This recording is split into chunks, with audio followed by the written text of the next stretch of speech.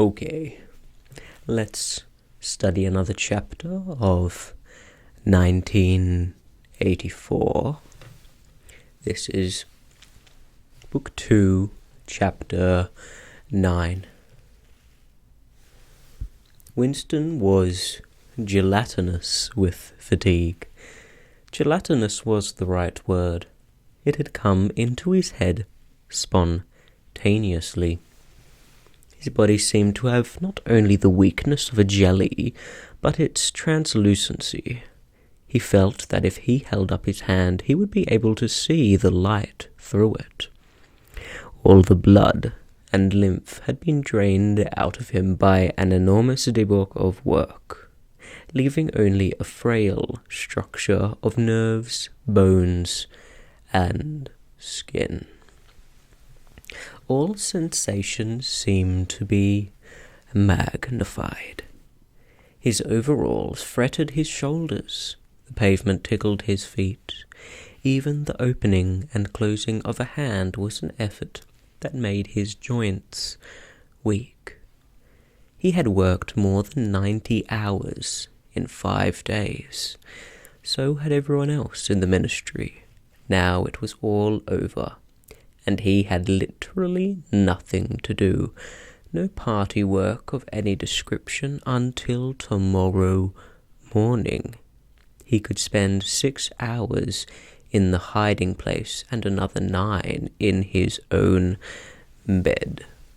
Slowly, in mild afternoon sunshine, he walked up a dingy street in the direction of Mr. Carrington's shop, keeping one eye open for the patrols, but irrationally convinced that this afternoon there was no danger of anyone interfering with him.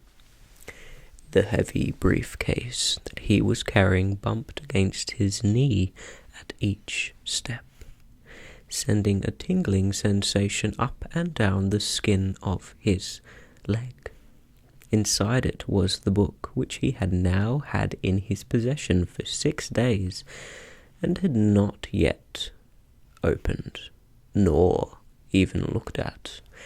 On the 6th day of Hate Week, after the processions, the speeches, the shouting, the singing, the banners, the posters, the films, the waxworks, the rolling of drums and squealing of trumpets, the tramp of marching feet, the grinding of the caterpillars of tanks, the roar of massed planes, the booms of guns. After 6 days of this, when the great orgasm was quivering to its climax and the general hatred of Eurasia had boiled up into such delirium that if the crowd could have their hands on the 2,000 Eurasian war criminals, who were to be publicly hanged on the next day of the proceedings, they would unquestionably have torn them to pieces. At just this moment, it had been announced that Oceania was not, after all, at war with Eurasia. Oceania was at war with East Asia. Eurasia was an ally. There was, of course, no admission that any change had taken place. Merely it became known with extreme suddenness, and everywhere at once, that East Asia, and not Eurasia, was the enemy. Winston was taking part in a demonstration in one of the central London squares at the moment when it happened. It was night, and the white faces and the scarlet banners were luridly floodlit. The square was packed with several thousand people, including a block of about 1,000 school children in the uniform of the spies. On a scarlet-draped platform, an orator of the inner party, a small, lean man with disproportionately long arms, and a large, bald skull over which a few lank locks straggled, was haranguing the crowd. A little Rumpelstiltskin figure, contorted with hatred, he gripped the neck of the microphone with one hand, while the other, enormous at the end of a bony arm, clawed the air menacingly above his head.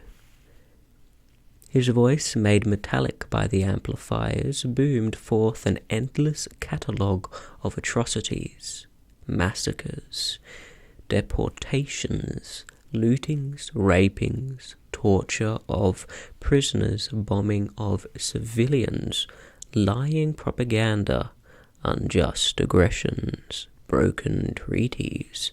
It was almost impossible to listen to him without being first convinced and then maddened. At every few moments the fury of the crowd boiled over, and the voice of the speaker was drowned by a wild beast-like roaring that rose uncontrollably from thousands of throats. The most savage yells of all came from the school children. The speech had been proceeding for perhaps 20 minutes when a messenger hurried onto the platform, and a scrap of paper was slipped into the speaker's hand. He unrolled it and read it without pausing in his speech. Nothing altered in his voice or manner, or in the content of what he was saying, but suddenly the names were different. Without words said, a wave of understanding rippled through the crowd.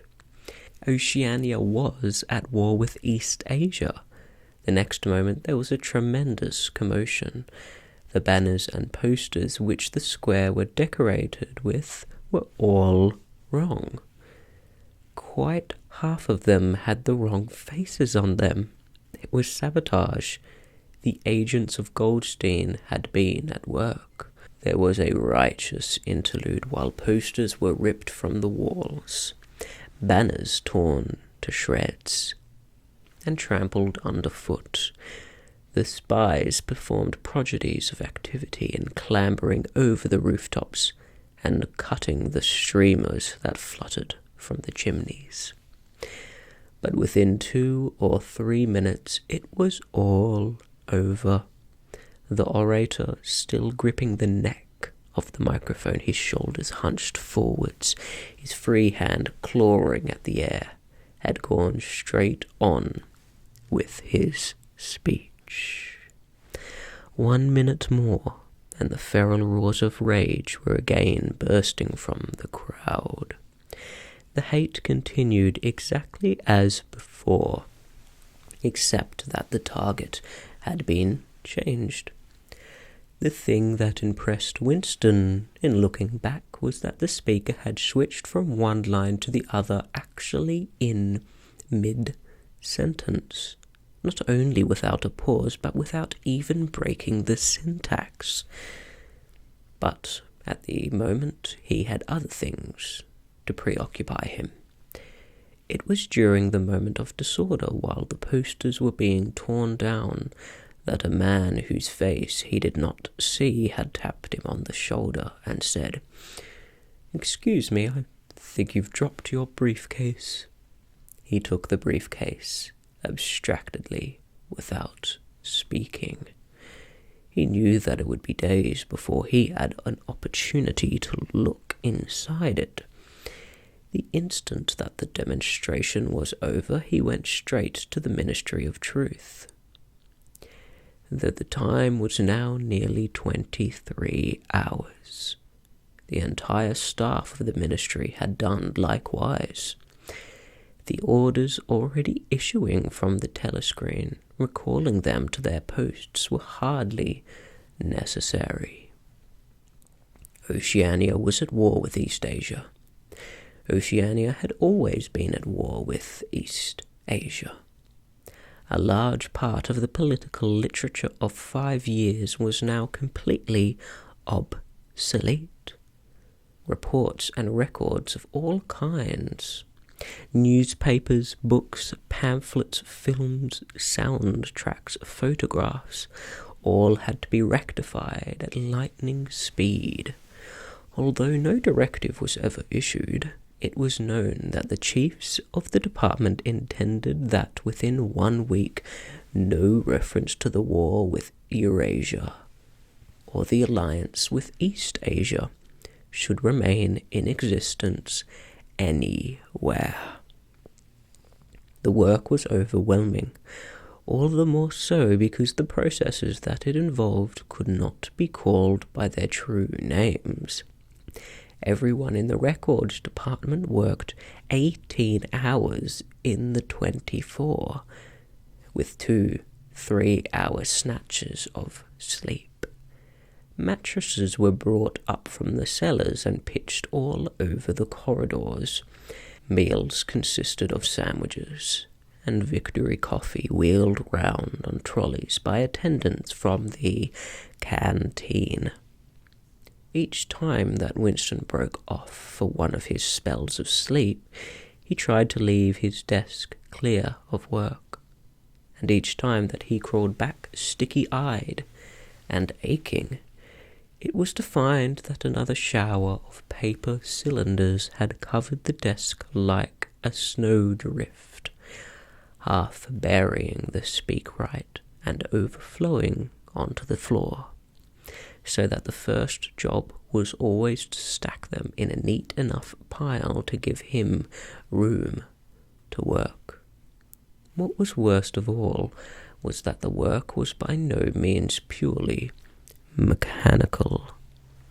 Often it was enough merely to substitute one name for another, but any detailed reports of events demanded care and imagination. Even the geographical knowledge that one needed in transferring the war from one part of the world to another was considerable. By the third day his eyes ached unbearably, and his spectacles needed wiping every few minutes. It was like struggling with some physical, crushing task, something which one had the right to refuse, and which one was, nevertheless, neurotically anxious to accomplish. In so far as he had time to remember it, he was not troubled by the fact that every word he murmured into the speakwrite, every stroke of his ink pencil, was a deliberate lie. He was as anxious as anyone else in the department that the forgery should be perfect. On the morning of the 6th day, the dribble of cylinders slowed down. For as much as half an hour, nothing came out of the tube. Then one more cylinder. Then nothing. Everywhere at about the same time, the work was easing off. A deep, as it were secret, sigh went through the department. A mighty deed which could never be mentioned had been achieved. It was now impossible for any human being to prove by documentary evidence that the war with Eurasia had ever happened. At 1200 it was unexpectedly announced that all workers in the ministry were free till tomorrow morning. Winston, still carrying the briefcase containing the book, which had remained between his feet while he worked, and under his body while he slept, went home, shaved himself, and almost fell asleep in the bath, although the water was barely more than tepid.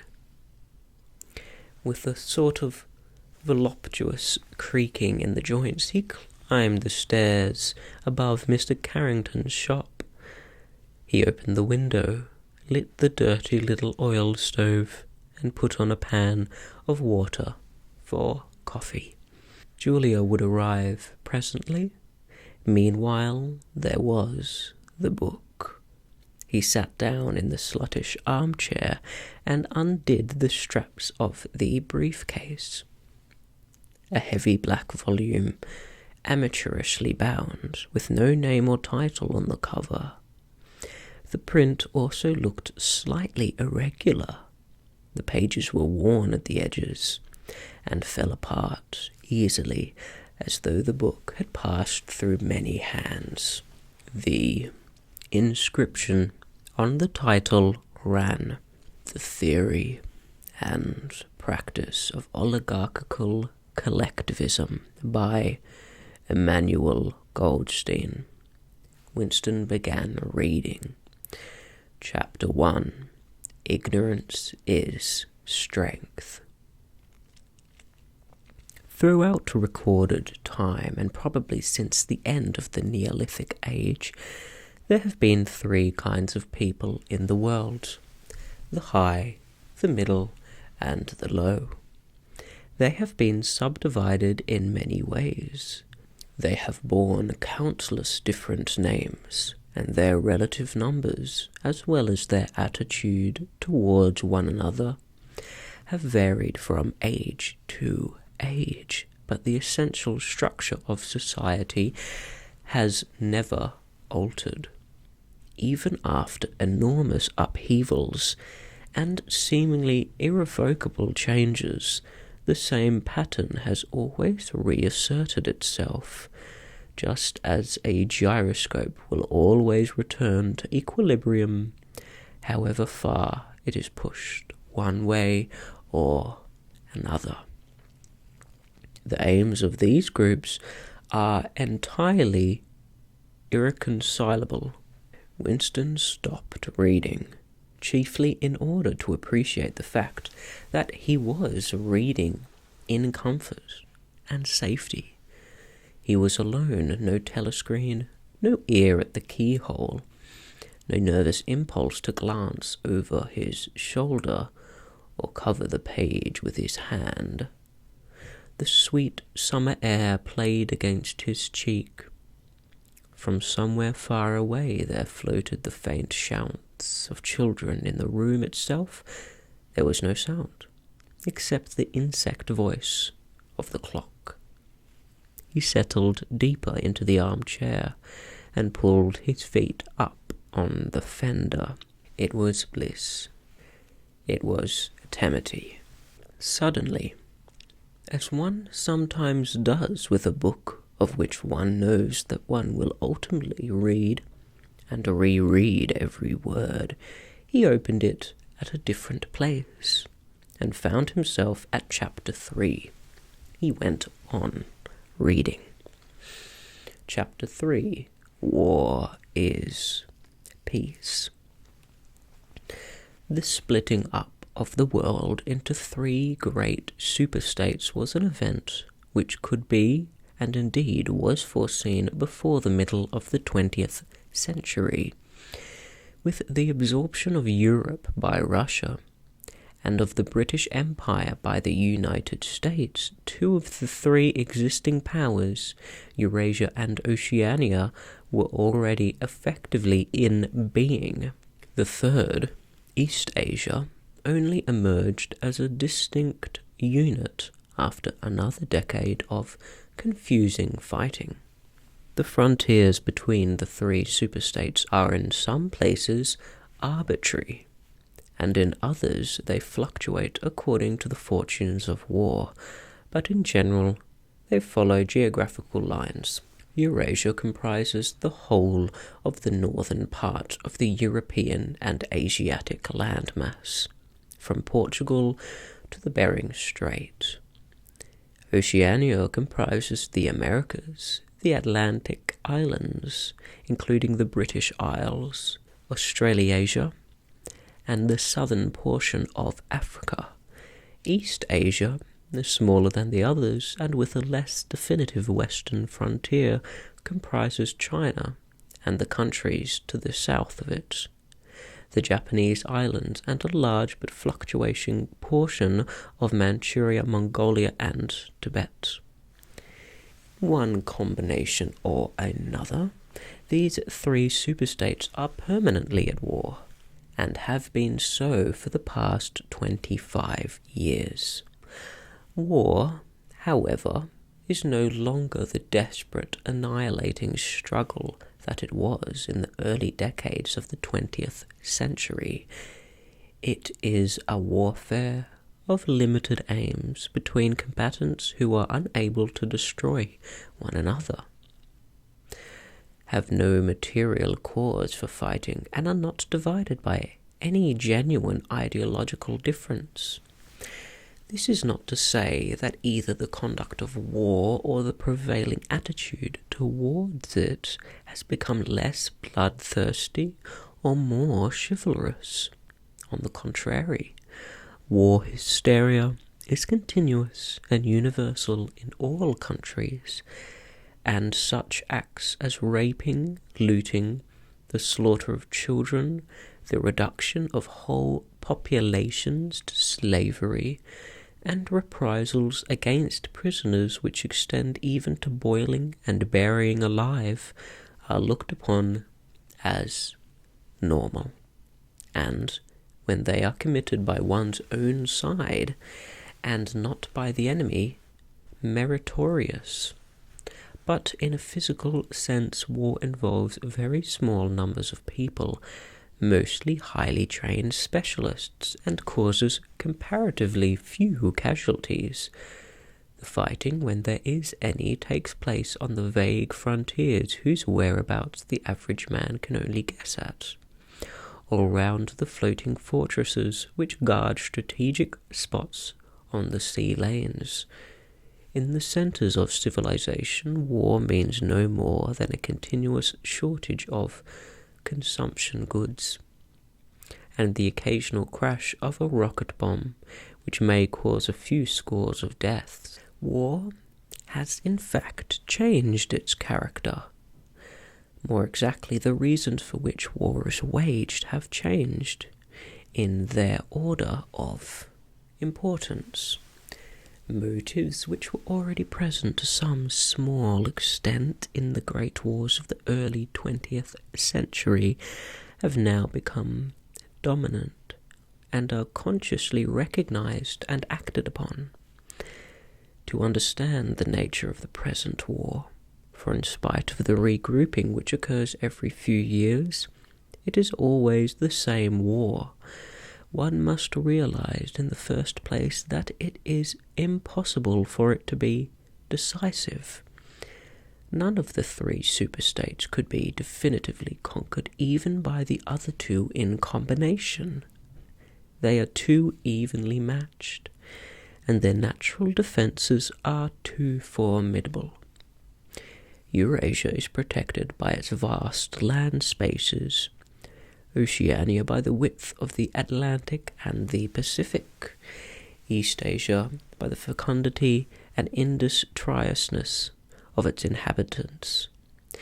Secondly, there is no longer, in a material sense, anything to fight about. With the establishment of the self-contained economies, in which production and consumption are geared to one another, the scramble for markets, which was a main cause of previous wars, has come to an end, while the competition for raw materials is no longer a matter of life and death.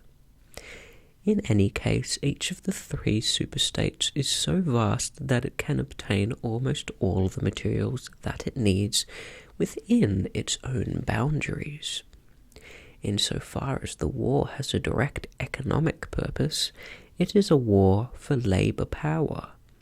Between the frontiers of the superstates, and not permanently in the possession of any of them, there lies a rough quadrilateral with its corners at Tangier, Brazzaville, Darwin, and Hong Kong, containing within it about a fifth of the population of the earth. It is for the possession of these thickly populated regions and of the northern ice cap that the three powers are constantly struggling. In practice, no one power ever controls the whole of the disputed area. Portions of it are constantly changing hands, and it is the chance of seizing this or that fragment by a sudden stroke of treachery that dictates the endless changes of alignment. All of the disputed territories contain valuable minerals, and some of them yield important vegetable products, such as rubber, which, in colder climates, it is necessary to synthesize by comparatively expensive methods. But, above all, they contain a bottomless reserve of cheap labour. Whichever power controls equatorial Africa, or the countries of the Middle East, or southern India, or the Indonesian archipelago, disposes also of the bodies of scores or hundreds of millions of ill-paid and hard-working coolies.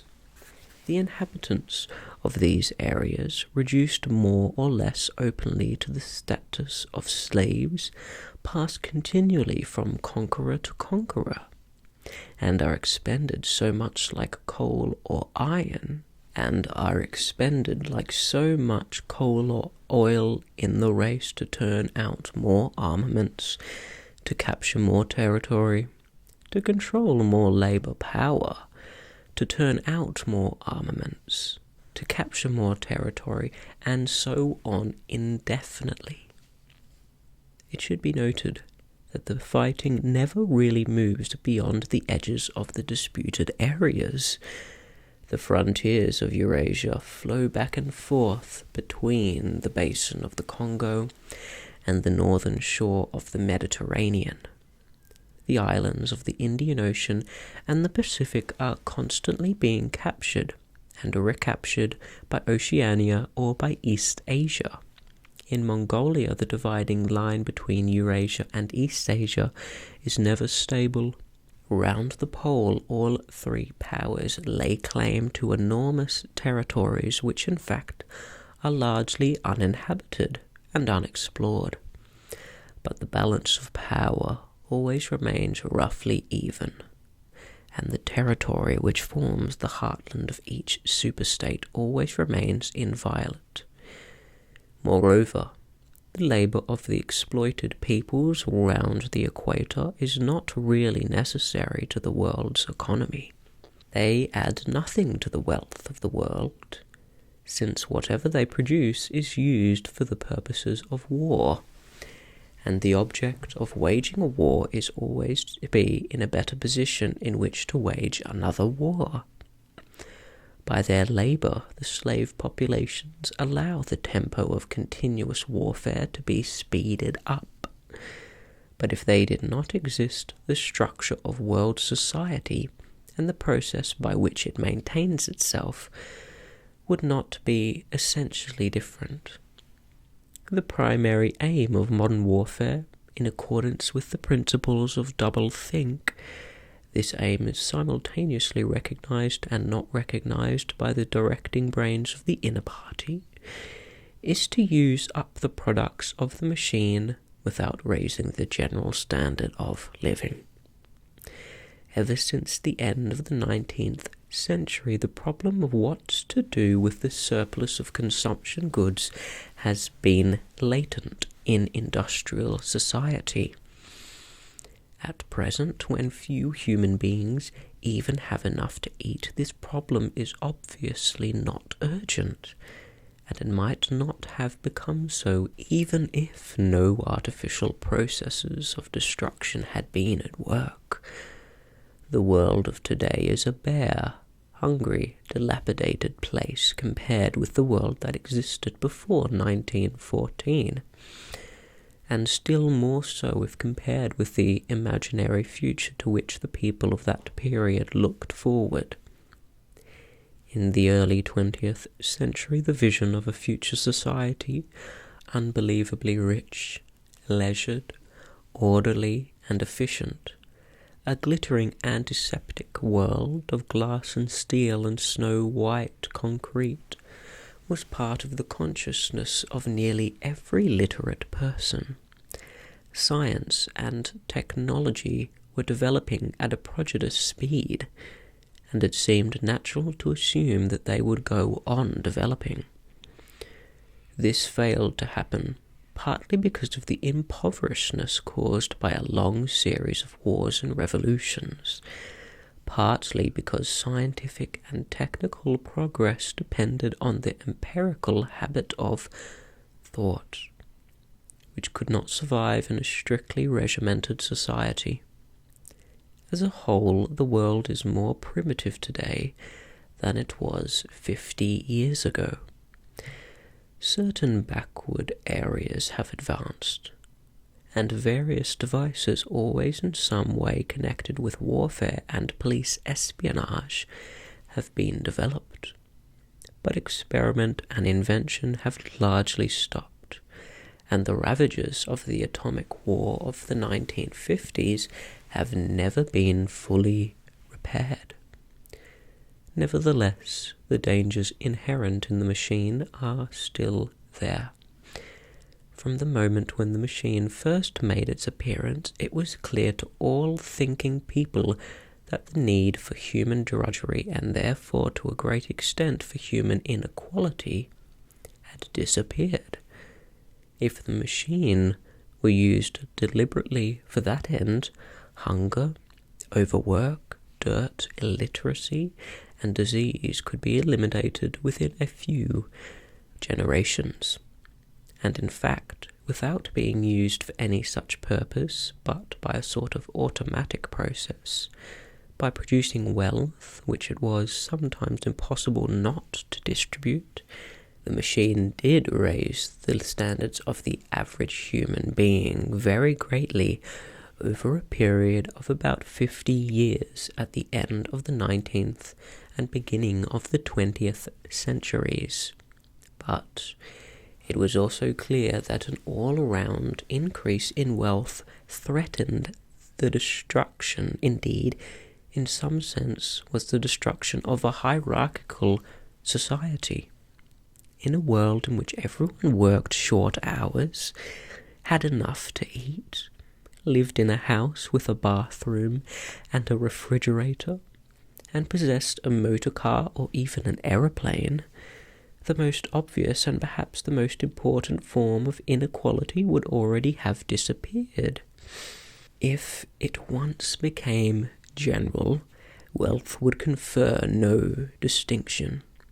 It was possible, no doubt, to imagine a society which wealth, in the sense of personal possessions and luxuries, should be evenly distributed, while power remained in the hands of a small, privileged caste.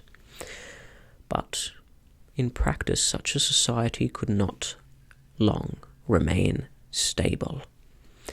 For if leisure and security were enjoyed by all alike, the great mass of human beings who were normally stupefied by poverty would become literate and would learn to think for themselves, and when once they had done this, they would sooner or later realize that the privileged minority had no function, and they would sweep it away. In the long run, a hierarchical society was only possible on a basis of poverty and ignorance. To return to the agricultural past, as some thinkers about the beginning of the 20th century dreamed of doing, was not a practicable solution. It conflicted with the tendency towards mechanization, which had become quasi-instinctive throughout almost the whole world, and moreover, any country which remained industrially backward was helpless in a military sense, and was bound to be dominated, directly or indirectly, by its more advanced rivals. Nor was it a satisfactory solution to keep the masses in poverty by restricting the output of goods. This happened to a great extent during the final phase of capitalism, roughly between 1920 and 1940. The economy of many countries was allowed to stagnate. Land went out of cultivation. Capital equipment was not added to. Great blocks of the population were prevented from working and kept half alive by state charity. But this too entailed military weakness, and since the privations it inflicted were obviously unnecessary, it made opposition inevitable. The problem was how to keep the wheels of industry turning without increasing the real wealth of the world. Goods must be produced, but they must not be distributed. And in practice, the only way of achieving this was by continuous warfare. The essential act of war is destruction, not necessarily of human lives, but of the products of human labour. War is a way of shattering to pieces or pouring into the stratosphere or sinking in the depths of the sea materials which might otherwise be used to make the masses too comfortable, and hence, in the long run, too intelligent. Even when weapons of war are not actually destroyed, their manufacture is still a convenient way of expending labour power without producing anything that can be consumed. A floating fortress, for example, has locked up in it the labour that would build several hundred cargo ships. Ultimately, it is scrapped as obsolete, never having brought any material benefit to anybody, and with further enormous labours, another floating fortress is built. In principle, the war effort is always so planned as to eat up any surplus that might exist, after meeting the bare needs of the population. In practice, the needs of the population are always underestimated, with the result that there is a chronic shortage of half of the necessities of life. But this is looked on as an advantage. It is deliberate policy to keep even the favoured groups somewhere near the brink of hardship, because a general state of scarcity increases the importance of small privileges, and thus magnifies the distinction between one group and another. By the standards of the early 20th century, even a member of the inner party lives an austere, laborious kind of life. Nevertheless, the few luxuries that he does enjoy, his large, well-appointed flat, the better texture of his clothes, the better quality of his food and drink and tobacco, his 2 or 3 servants, his private motor car or helicopter, set him in a different world from a member of the outer party, and the members of the outer party have a similar advantage in comparison with the submerged masses whom we call the proles.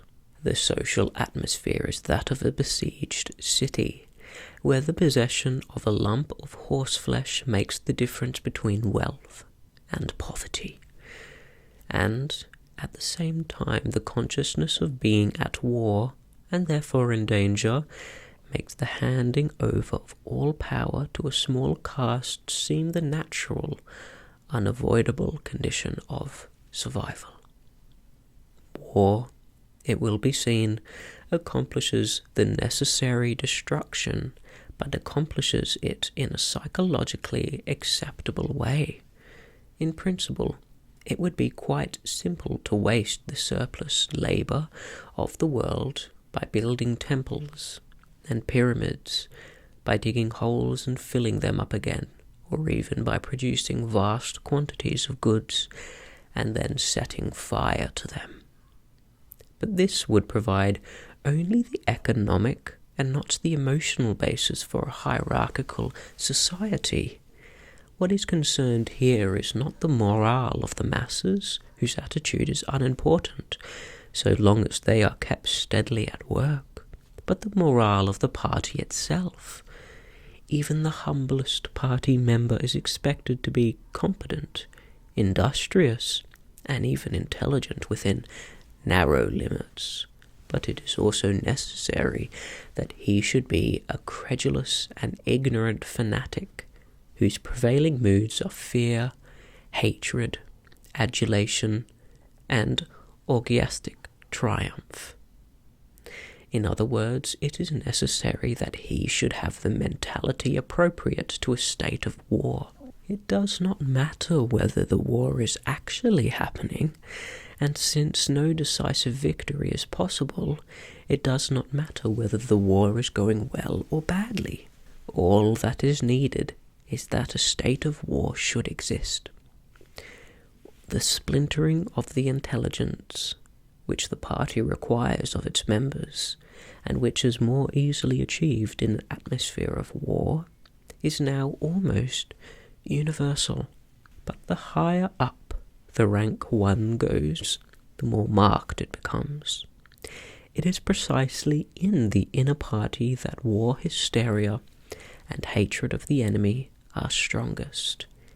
In his capacity as an administrator, it is often necessary for a member of the inner party to know that this or that item of war news is untruthful, and he may often be aware that the entire war is spurious, and is either not happening or being waged for purposes quite other than the declared ones. But such knowledge is easily neutralized by the technique of double think. Meanwhile, no inner party member wavers for an instant in his mystical belief that the war is real, and that it is bound to end victoriously, with Oceania the undisputed master of the entire world. All members of the inner party believe in this coming conquest as an article of faith. It is to be achieved either by gradually acquiring more and more territory, and so building up an overwhelming preponderance of power, or by the discovery of some new and unanswerable weapon. The search for new weapons continues unceasingly, and is one of the very few remaining activities in which the inventive or speculative type of a mind can find any outlet. In Oceania, at the present day, science, in the old sense, has almost ceased to exist. In Newspeak, there is no word for science.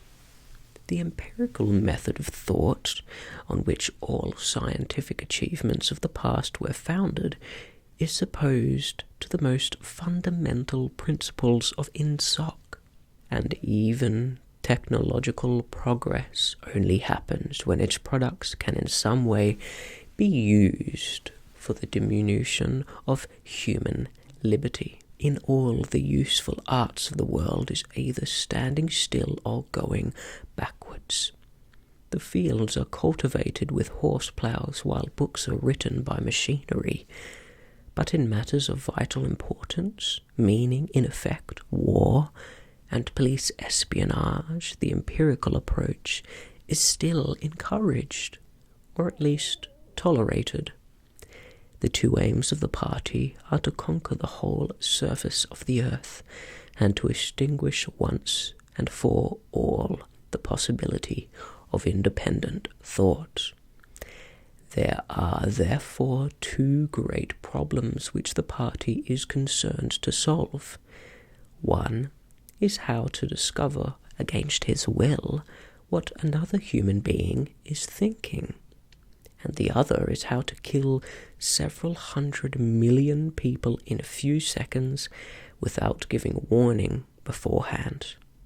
Insofar as scientific research still continues, this is its subject matter. The scientist of today is either a mixture of a psychologist and an inquisitor, studying with real ordinary minuteness the meaning of facial expressions, gestures, and tones of voice, and testing the truth-producing effects of drugs, shock therapy, hypnosis, and physical torture, or he is a chemist, physicist, or biologist, concerned only with such branches of his special subject as are relevant to the taking of life. In the vast laboratories of the Ministry of Peace, and in the experimental stations hidden in the Brazilian forests, or in the Australian desert, or on the lost islands of the Antarctic, the teams of experts are indefatigably at work. Some are concerned simply with planning the logistics of future wars. Others devise larger and larger rocket bombs and more powerful explosives. and more impenetrable armor plating.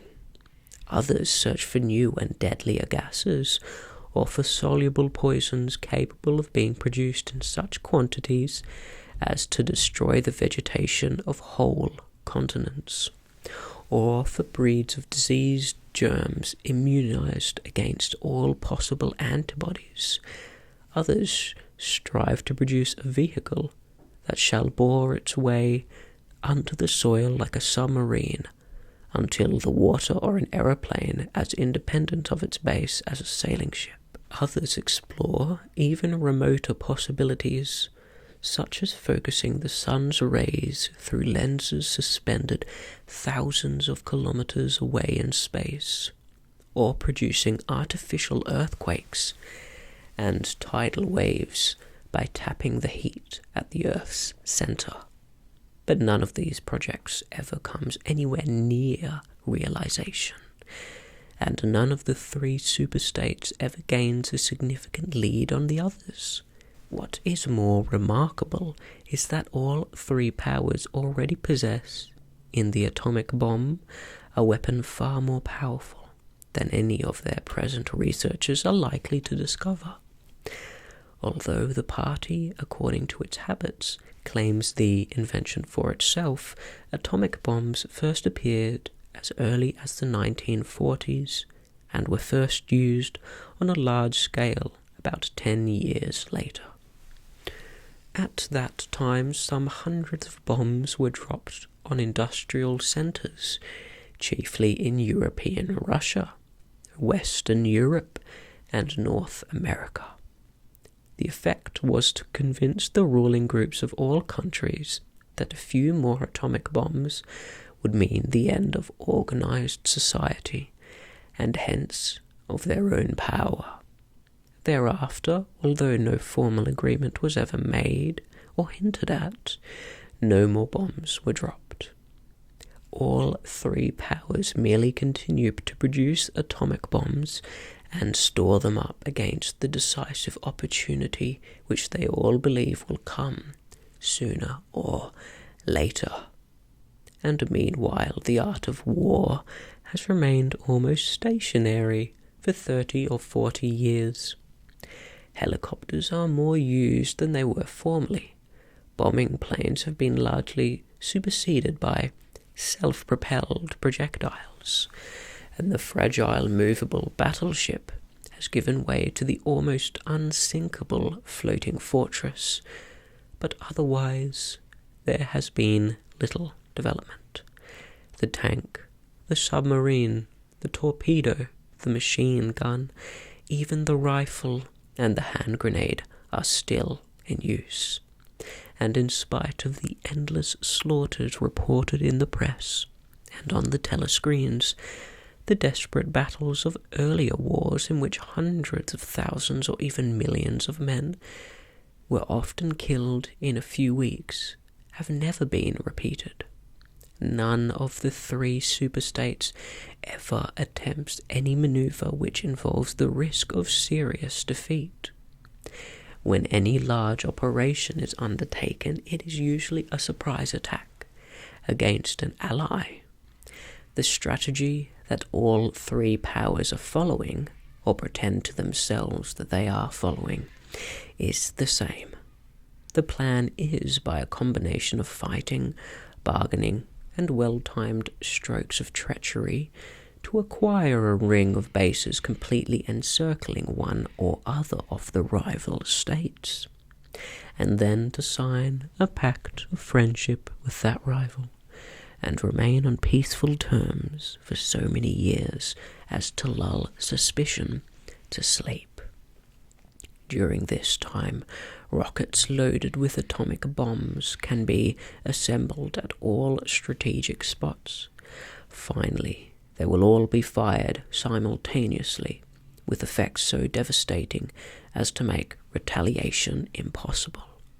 It will then be time to sign a pact of friendship with the remaining world power in preparation for another attack. This scheme, it is hardly necessary to say, is a mere daydream, impossible of realization. Moreover, no fighting ever occurs except in the disputed areas around the equator and the pole. No invasion of enemy territory is ever undertaken. This explains the fact that in some places the frontiers between the superstates are arbitrary. Eurasia, for example, could easily conquer the British Isles, which are geographically part of Europe, or, on the other hand, it would be possible for Oceania to push its frontiers to the Rhine, or even to Vistula, but this would violate the principle, followed on all sides, though never formulated, of cultural integrity. If Oceania were to conquer the areas that once to be known as France and Germany, it would be necessary either to exterminate the inhabitants, a task of great physical difficulty, or to assimilate a population of about 100 million people who, so far as technical development goes, are roughly on the oceanic level. The problem is the same for all three superstates. It is absolutely necessary to their structure that there should be no contact with foreigners except to a limited extent with war prisoners and coloured slaves. Even the official ally of the moment is always regarded with the darkest suspicion.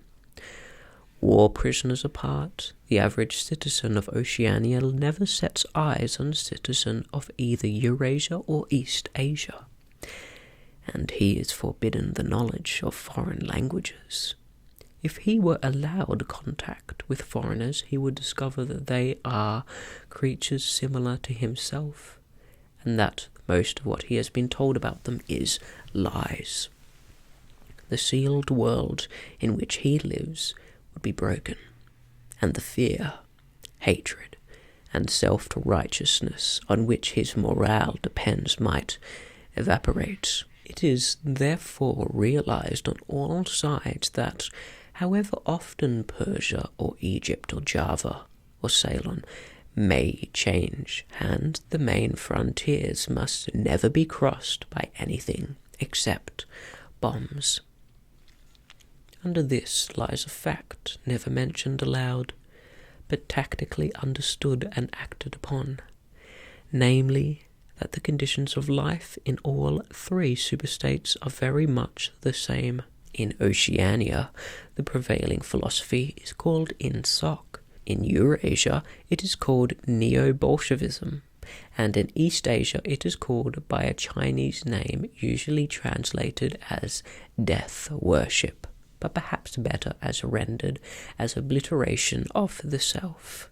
The citizen of Oceania is not allowed to know anything of the tenets of the other two philosophies, but he is taught to execrate them as barbarous outrages upon morality and common sense.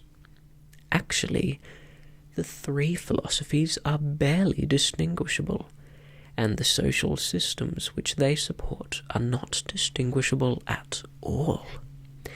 Everywhere there is the same pyramidal structure and the same worship of a semi-divine leader, the same economy existing by and for continuous warfare. It follows that the three superstates not only cannot conquer one another, but would gain no advantage by doing so. On the contrary, so long as they remain in conflict, they prop one another up like three sheaves of corn. And, as usual, the ruling groups of all three powers are simultaneously aware and unaware of what they are doing. Their lives are dedicated to the world conquest, but they also know that it is necessary that the war should continue everlastingly and without victory. Meanwhile, the fact that there is no danger of conquest makes possible the denial of reality, which is the special feature of INSOC and its rival systems of thought. Here, it is necessary to repeat what has been said earlier, that by becoming continuous, war has fundamentally changed its character. In past ages, a war, almost by definition, was something that sooner or later came to an end, usually in unmistakable victory or defeat. In the past, also, war was one of the main instruments by which human societies were kept in touch with physical reality. All rulers, in all ages, have tried to impose a false view of the world upon their followers, but they could not afford to encourage any illusion that tended to impair military efficiency. So long as defeat meant the loss of independence or some other result generally held to be undesirable, the precautions against defeat had to be serious. Physical facts could not be ignored. In philosophy or religion or ethics or politics, 2 and 2 might make 5, but when one was designing a gun or an aeroplane, they had to make 4. Inefficient nations were always conquered, sooner or later, and the struggle for efficiency was opposite to illusions. Moreover, to be efficient, it was necessary to be able to learn from the past, which meant having a fairly accurate idea of what had happened in the past. Newspapers and history books were, of course, always coloured and biased, but falsification of the kind that is practiced today would have been impossible. War was a sure safeguard of sanity, and so far as the ruling classes were concerned, it was probably the most important of all safeguards. While wars could have been won or lost, no ruling class could be completely irresponsible.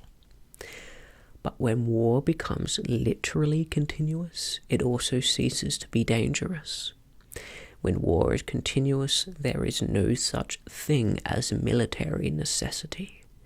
Technical progress can cease, and the most palpable facts can be denied or disregarded.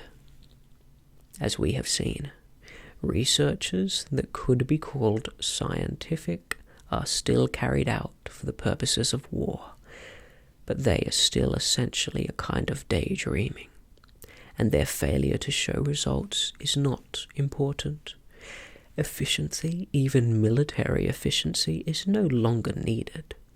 Nothing is efficient in Oceania except the thought police. Since each of the 3 superstates is unconquerable, each is in effect a separate universe within which almost any perversion of thought can be safely practiced. Reality only exerts its pressure through the needs of everyday life, the need to eat and drink, to get shelter and clothing, to avoid swallowing poison or stepping out of a top-story window, and the like. Between life and death, and between physical pleasure and the physical pain, there is still a distinction. But that is all. Cut off from contact with the outer world and with the past, the citizen of Oceania is like a man in interstellar space, who has no way of knowing which direction is up and which is down. The rulers of such a state are absolute as their pharaohs or the Caesars could not be. They are obliged to prevent their followers from starving to death in numbers large enough to be inconvenient, and they are obliged to remain at the same low level of military technique as their rivals. But once that minimum is achieved, they can twist reality into whatever shape they choose. The war, therefore, if we judge it by the standards of previous wars, is merely an imposture. It is like the battles between certain ruminant animals whose horns are set at such an angle that they are incapable of hurting one another. But though it is unreal, it is not meaningless. It eats up the surplus of consumable goods, and it helps to preserve the special mental atmosphere that a hierarchical society needs. War, it will be seen, is now a purely internal affair. In the past, the ruling groups of all countries, although they might recognize their common interest and therefore limit the destructiveness of war, did fight against one another, and the victor always plundered the vanquished. In our own day, they are not fighting against one another at all. The war is waged by each ruling group against its own subjects, and the object of the war is not to make or prevent conquests of territory, but to keep the structure of society intact. The very word war, therefore, has become misleading. It would probably be accurate to say that by becoming continuous, war has ceased to exist. The peculiar pressure that it exerted on human beings between the Neolithic age and the early 20th century has disappeared and been replaced by something quite different. The effect would be the same if the three superstates, instead of fighting one another, should agree to live in perpetual peace, each inviolate within its own boundaries, for in that case each would still be a self-contained universe, freed forever from the sobering influence of external danger. A peace that was truly permanent would be the same as permanent war. This, although the vast majority of the party members understand it only in a shallower sense, is the inner meaning of the party slogan, "War is peace." Winston stopped reading for a moment. Somewhere in the remote distance a rocket bomb thundered. The blissful feeling of being alone with the forbidden book in a room with no telescreen had not worn off. Solitude and safety were physical sensations mixed up somehow with the tiredness of his body, the softness of the chair, the touch of faint breeze from the window that played upon his cheek. The book fascinated him, or more exactly, it reassured him. In a sense, it told him nothing that was new, but that was part of the attraction. It said what he would have said if it had been possible for him to set his scattered thoughts in order. It was the product of a mind similar to his own, but enormously more powerful, more systematic, less fear-ridden. The best books, he perceived, are those that tell you what you already know. He had just turned back to chapter 1 when he heard Julia's footstep on the stair and started out of the chair to meet her. She dumped her brown tool bag on the floor and flung herself into his arms. It was more than a week since they had seen one another. "I've got the book," he said, as they disentangled themselves. "Oh, you've got it. Good," she said without much interest, and almost immediately knelt down beside the oil stove to make the coffee. They did not return to the subject until they had been in bed for half an hour. The evening was just cool enough to make it worthwhile to pull up the counterpane. From below came the familiar sound of singing and the scrape of boots on the flagstones. The brawny, red-armed woman, whom Winston had seen there on his first visit, was almost a fixture in the yard. There seemed no hour of daylight where she was not marching to and fro between the washtub and the line, alternately gagging herself with clothing pegs and breaking forth into lusty song. Julia had settled down on her side and seemed to be already on the point of falling asleep. He reached out for the book, which was lying on the floor, and sat up against the bed head. We must read it, he said. You too, all members of the Brotherhood, have to read it. You read it, she said with her eyes shut. Read it aloud. That's the best way. Then you can explain it to me as you go. The clock's hands said 6, meaning 18. They had 3 or 4 hours ahead of them. He propped the book against his knees and began reading. Chapter 1. Ignorance is Strength. Throughout recorded time, and probably since the end of the Neolithic Age, there have been 3 kinds of people in the world: the high, the middle, and the low. They have been subdivided in many ways. They have borne countless different names, and their relative numbers, as well as their attitudes towards one another, have varied from age to age. But the essential structure of society has never altered. Even after enormous upheavals and seemingly irrevocable changes, the same pattern has always reasserted itself, just as a gyroscope will always return to equilibrium, however far it is pushed one way or another. Julia, are you awake? Said Winston. Yes, my love, I'm listening. Go on, it's marvellous, he continued, reading. The aims of these 3 groups are entirely irreconcilable. The aim of the high is to remain where they are. The aim of the middle is to change places with the high. The aim of the low, when they have an aim, for it is an abiding characteristic of the low that they are too much crushed by drudgery to be more than intermittently conscious of anything outside their daily lives, is to abolish all distinctions and create a society in which all men shall be equal.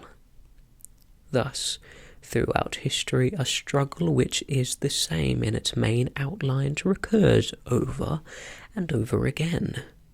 For long periods, the high seem to be securely in power, but sooner or later, there always comes a moment when they lose either their belief in themselves or their capacity to govern efficiently, or both. They are then overthrown by the middle, who enlist the low on their side by pretending to them that they are fighting for liberty and justice. As soon as they have reached their objective, the middle thrust the low back into their old position of servitude, and themselves become the high. Presently, a new group, middle, splits off from one of the other groups, or from both of them, and the struggle begins over again. Of the 3 groups, only the low are never even temporarily successful in achieving their aims. It would be an exaggeration to say that throughout history there has been no progress of any material kind. Even today, in a period of decline, the average human being is physically better off than he was a few centuries ago. But no advance in wealth, no softening of manners, no reform or revolution has ever brought human equality a millimetre nearer. From the point of view of the low, no historic change has ever meant much more than a change in the name of their masters. By the late 19th century, the recurrence of this pattern had become obvious to many observers. There then rose schools of thinkers who interpreted history as a cynical process and claimed to show that inequality was the unalterable law of human life. This doctrine, of course, had always had its adherents, but in the manner in which it was now put forward, there was a significant change. In the past, the need for hierarchical form of society had been the doctrine specifically of the high. It had been preached by kings and aristocrats, and by the priests, lawyers, and the like who were parasitical upon them. and it had been generally softened by promises of compensation in an imaginary world beyond the grave. The middle, so long as it was struggling for power, had always made use of such terms as freedom, justice, and fraternity. Now, however, the concept of human brotherhood began to be assailed by people who were not yet in positions of command, but merely hoped to be so before long. In the past, the middle had made revolutions under the banner of equality, and then had established a fresh tyranny as soon as the old one was overthrown. The new middle groups, in effect, proclaimed their tyranny beforehand. Socialism, a theory which appeared in the early 19th century, was the last link in a chain of thought stretching back to the slave rebellions of antiquity, was still deeply infected by the utopianism of past ages, but in each variant of socialism that appeared from about 1900 onwards, the aim of establishing liberty and equality was more and more openly abandoned. The new movements which appeared in the middle years of the century, INSOC in Oceania, Neo-Bolshevism in Eurasia, death worship, as it is commonly called in Eurasia, had the conscious aim of the perpetuating unfreedom and inequality. These new movements, of course, grew out of the old ones and tended to keep their names and pay lip service to their ideology. But the purpose of all of them was to arrest progress and freeze history at a chosen moment. The familiar pendulum swing was to happen once more and then stop. As usual, the high were to be turned out by the middle, who would then become the high. But this time, by conscious strategy, the high would be able to maintain their position permanently. The new doctrines arose partly because of the accumulation of historical knowledge and the growth of the historical sense, which had hardly existed before the 19th century. The cyclical movement of history was now intelligible, or appeared to be so. And if it was intelligible, then it was alterable. But the principle's underlying cause was that, as early as the beginnings of the 20th century, human equality had become technically possible.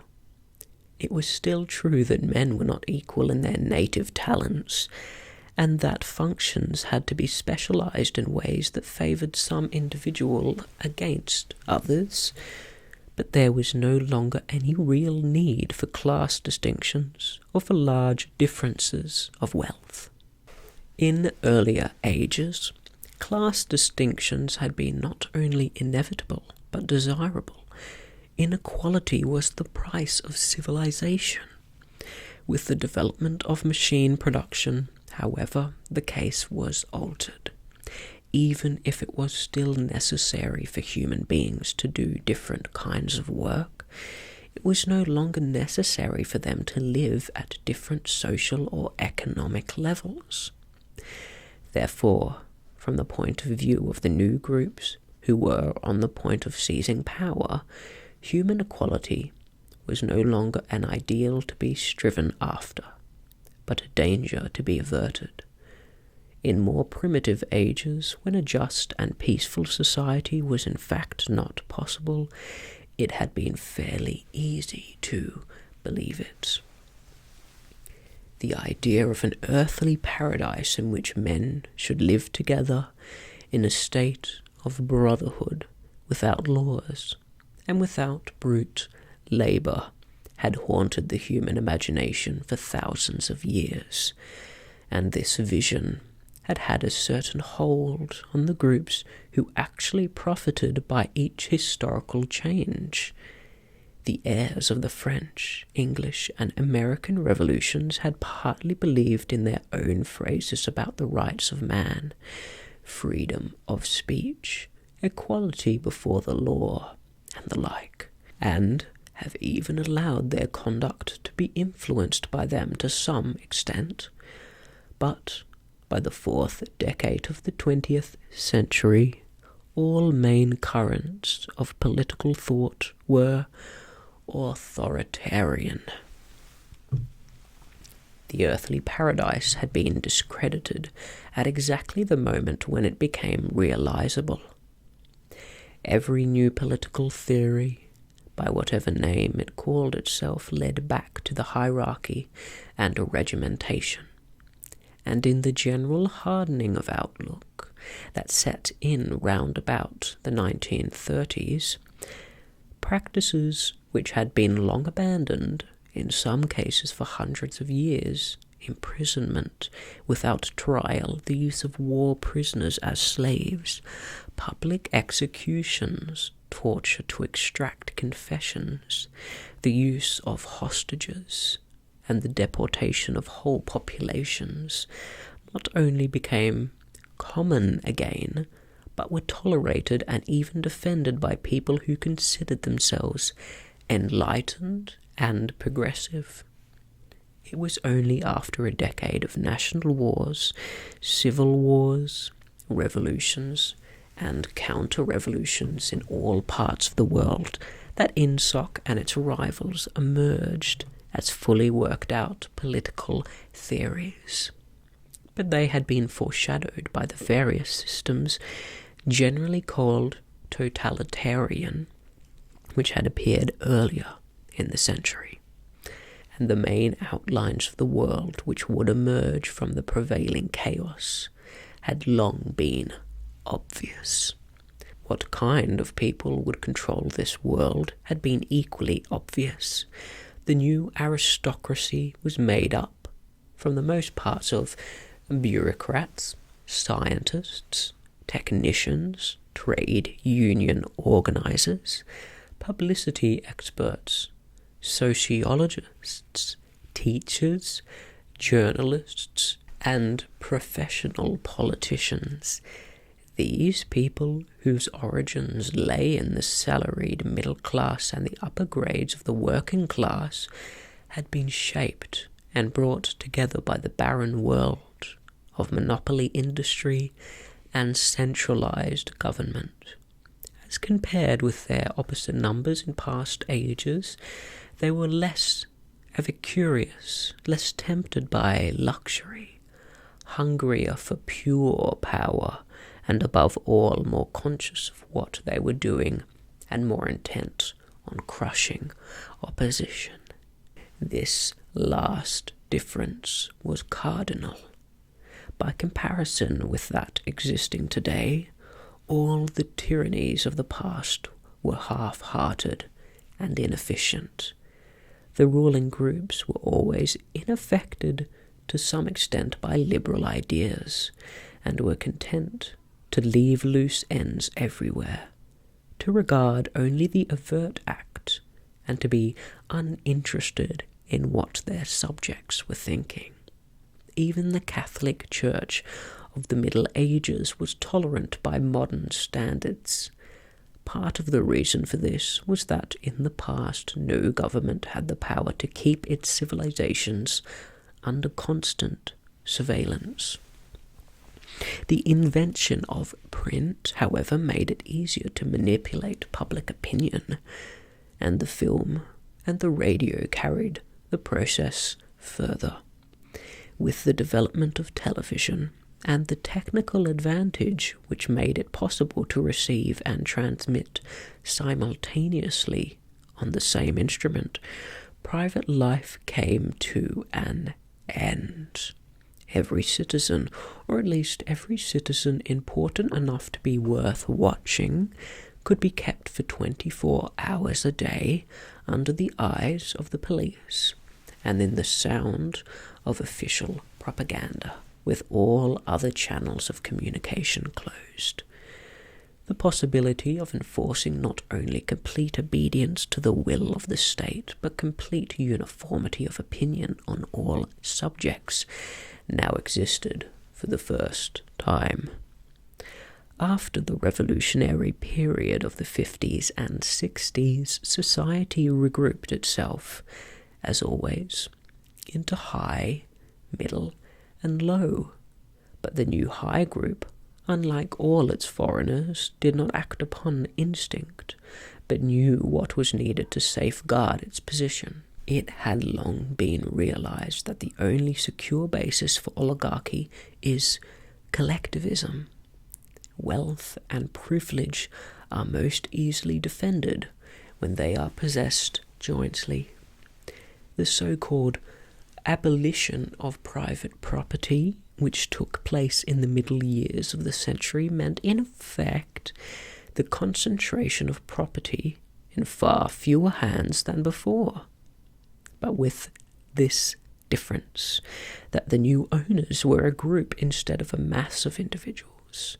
Individually, no member of the party owns anything except petty personal belongings. Collectively, the party owns everything in Oceania because it controls everything and disposes of the products as it thinks fit. In the years following the revolution, it was able to step into this commanding position almost unopposed, because the whole process was represented as an act of collectivism. It had always been assumed that if the capitalist class were expropriated, socialism must follow. And unquestionably, the capitalists had been expropriated. Factories, mines, land, houses, transport, everything had been taken away from them. And since these things were no longer private property, it followed that they must be public property. INSOC, which grew out of the earlier socialist movement and inherited its phraseology, has in fact carried out the main item in the socialist program, with the result foreseen and intended beforehand that economic inequality has been made permanent. But the problems of perpetuating a hierarchical society go deeper than this. There are only 4 ways in which a ruling group can fall from power. Either it is conquered from without, or it governs so inefficiently that the masses are stirred to revolt, or it allows a strong and discontented middle group to come into being, or it loses its own self-confidence and willingness to govern. These causes do not operate singly.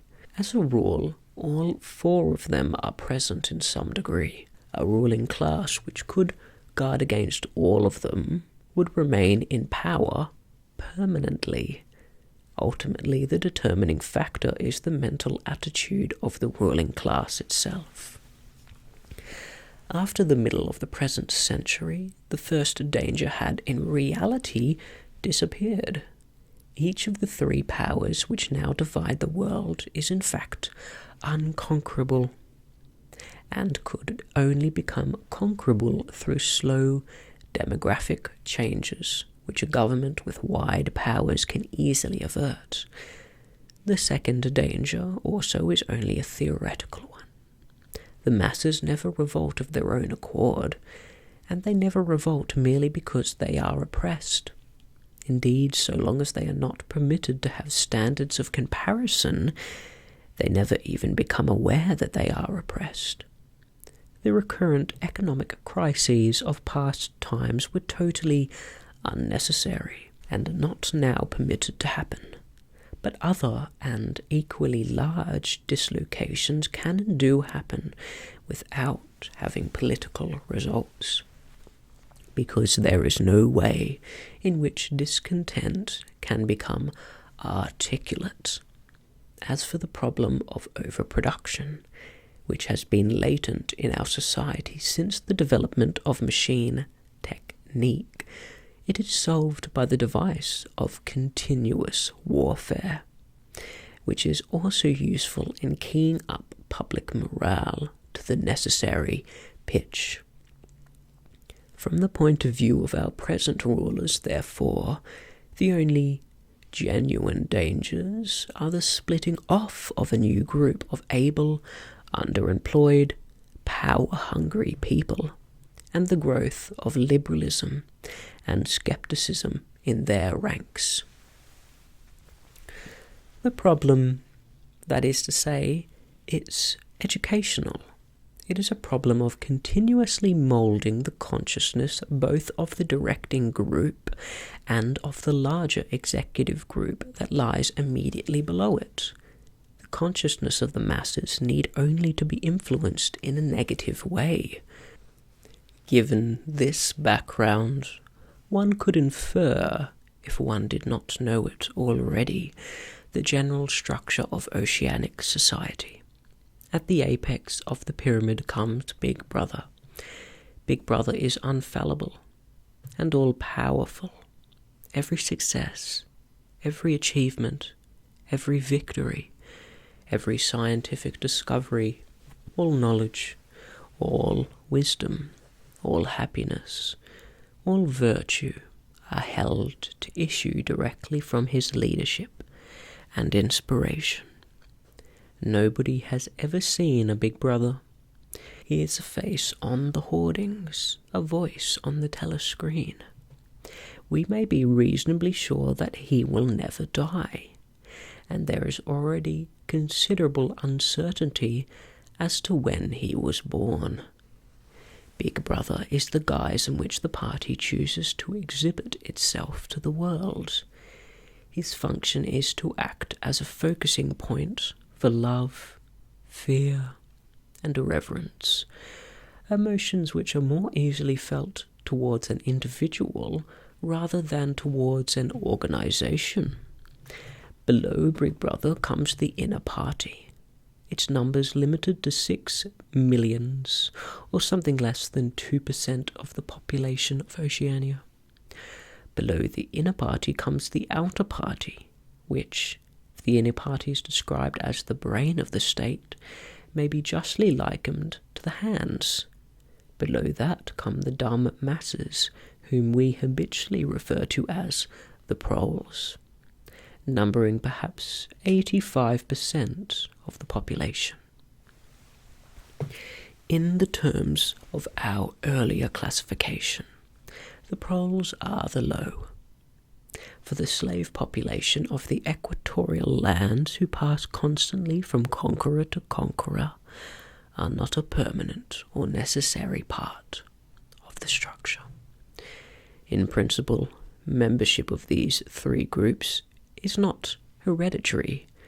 The child of inner party members is in theory not born into the inner party. Admission to either branch of the inner party is by examination, taken at the age of 16.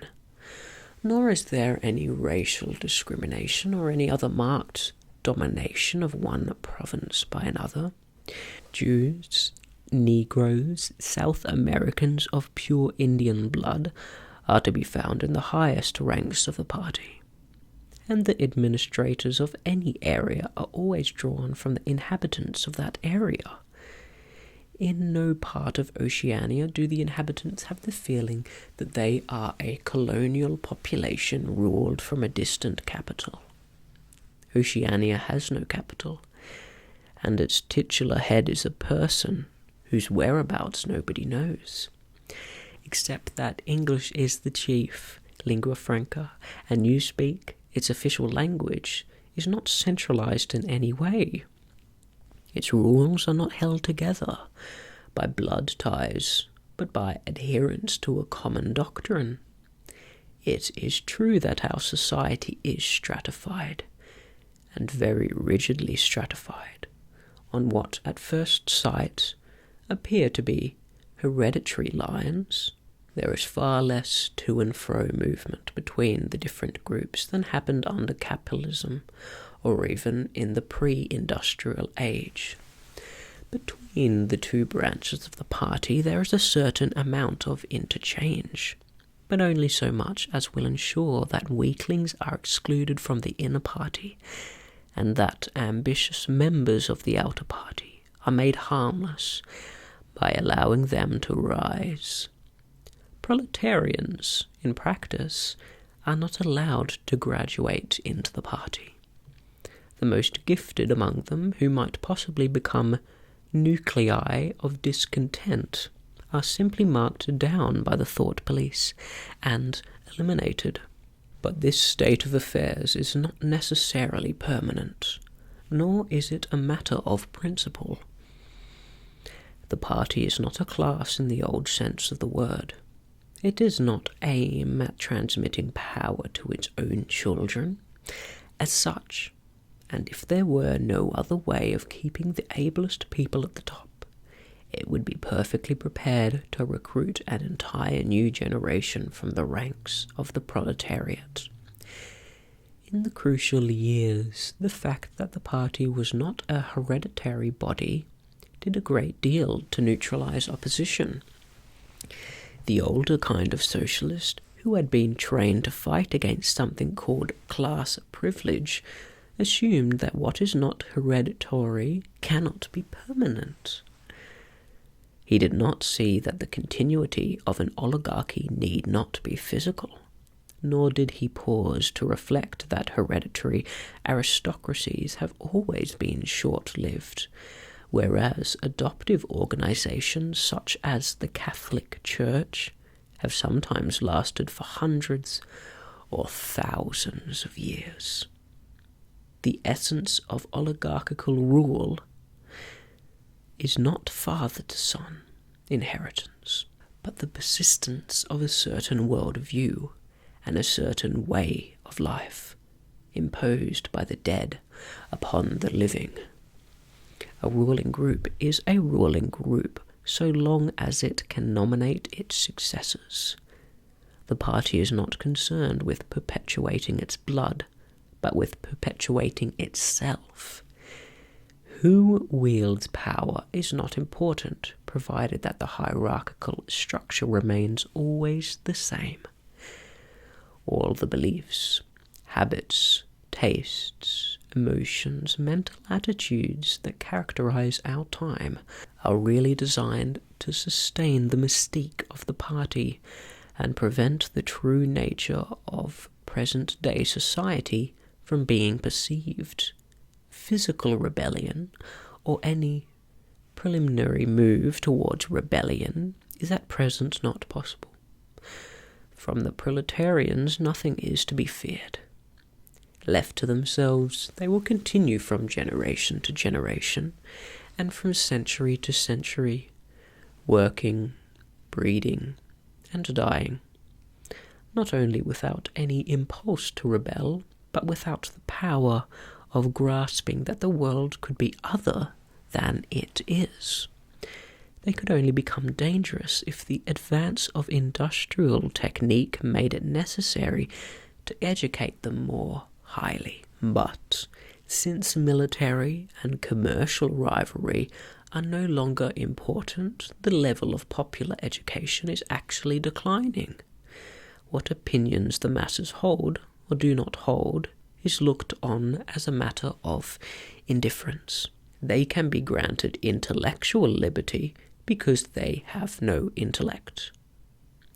In a party member, on the other hand, not even the smallest deviation of opinion on the most unimportant subject can be tolerated.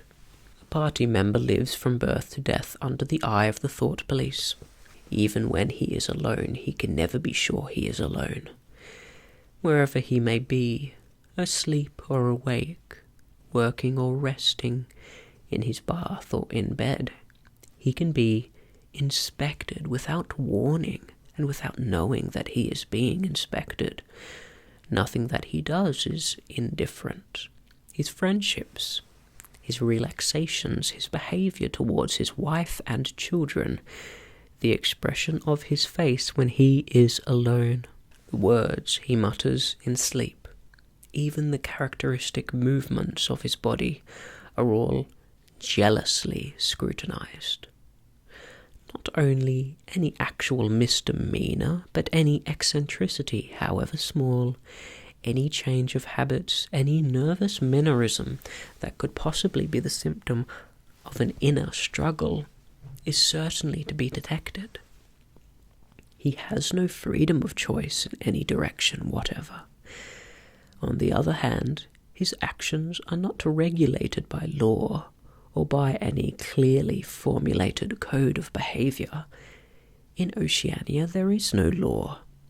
Thoughts and actions which, when detected, mean certain death are not formally forbidden, and the endless purges, arrests, tortures, imprisonments, and vaporizations are not inflicted as punishment for crimes which have actually been committed, but are merely the wiping out of persons who might perhaps commit a crime at some time in the future.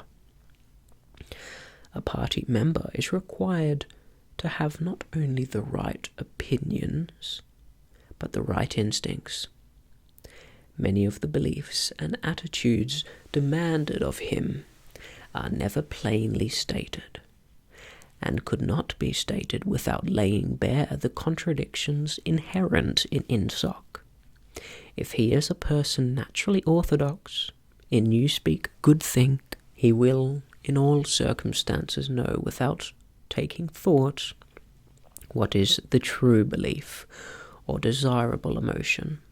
But in any case, an elaborate mental training undergone in childhood and grouping itself round the newspeak words crime stop, black white, and doublethink makes him unwilling and unable to think too deeply on any subject whatever. A party member is expected to have no private emotions and no respites from enthusiasm. He is supposed to live in a continuous frenzy of hatred of foreign enemies and internal traitors, triumph over victories, and self-abasement before the power and wisdom of the party. The discontents produced by his bare, unsatisfying life are deliberately turned outwards and dissipated by such devices as the 2-minute hate, and the speculations which might possibly induce a skeptical or rebellious attitude are killed in advance by his early acquired inner discipline. The first and simplest stage in the discipline, which can be taught even to young children, is called in newspeak crime stop. Crime stop means the faculty of stopping short, as though by instinct at the threshold of any dangerous thought. It includes the power of not grasping analogies, of failing to perceive logical errors, of misunderstanding the simplest arguments if they are inimical to INSOC, and of being bored or repelled by any train of thought which is capable of leading in a heretical direction. Crime stop, in short, means protective stupidity, but stupidity is not enough. On the contrary, orthodoxy in the full sense demands a control over one's own mental processes as complete as that of a contortionist over his body. Oceanic society rests ultimately on the belief that Big Brother is omnipotent and that the party is infallible. But since in reality Big Brother is not omnipotent and the party is not infallible, there is need for an unwearying, moment-to-moment flexibility in the treatment of facts. The key word here is black-white. Like so many newspeak words, this word has two mutually contradictory meanings. Applied to an opponent, it means the habit of impudently claiming that black is white, in contradiction of the plain facts. Applied to a party member, it means a loyal willingness to say that black is white when party discipline demands this. but it means also the ability to believe that black is white, and more to know that black is white, and to forget that one has ever believed the contrary. This demands a continuous alteration of the past, made possible by the system of thought which really embraces all the rest, and which is known in newspeak as double think. The alteration of the past is necessary for two reasons, one of which is subsidiary and, so to speak, precautionary. The subsidiary reason is that the party member, like the proletarian, tolerates present-day conditions because he has no standards of comparison. He must be cut off from the past, just as he must be cut off from foreign countries, because it is necessary for him to believe that he is better off than his ancestors, and that the average level of material comfort is constantly rising. But by far, the more important reason for the readjustment of the past is the need to safeguard the infallibility of the party. It is not merely that speeches, statistics, and records of every kind must be constantly brought up to date in order to show that the predictions of the party were in all cases right. It is also that no change in doctrine or in political alignment can ever be admitted, for to change one's mind, or even one's policy, is a confession of weakness. If, for example, Eurasia or East Asia, whichever it may be, is the enemy today, then that country must always have been the enemy. And if the facts say otherwise, then the facts must be altered. Thus history is continuously rewritten. This day-to-day falsification of the past, carried out by the Ministry of Truth, is as necessary to the stability of the regime as the work of the repression and espionage carried out by the Ministry of Love. The mutability of the past is a central tenet of INSOC. Past events, it is argued, have no objective existence, but survive only in written records and in human memories. The past is whatever the records and the memories agree upon. And since the party is in full control of all records and in equally full control of the minds of its members, it follows that the past is whatever the party chooses to make it. It also follows that though the past is alterable, it has never been altered in any specific instance. For when it has been recreated in whatever shape is needed at the moment, then this new version is the past, and no different past can ever have existed. This holds good even when, as often happens, the same event has to be altered out of recognition several times in the course of a year. At all times, the party is in possession of absolute truth, and clearly the absolute can never have been different from what it is now.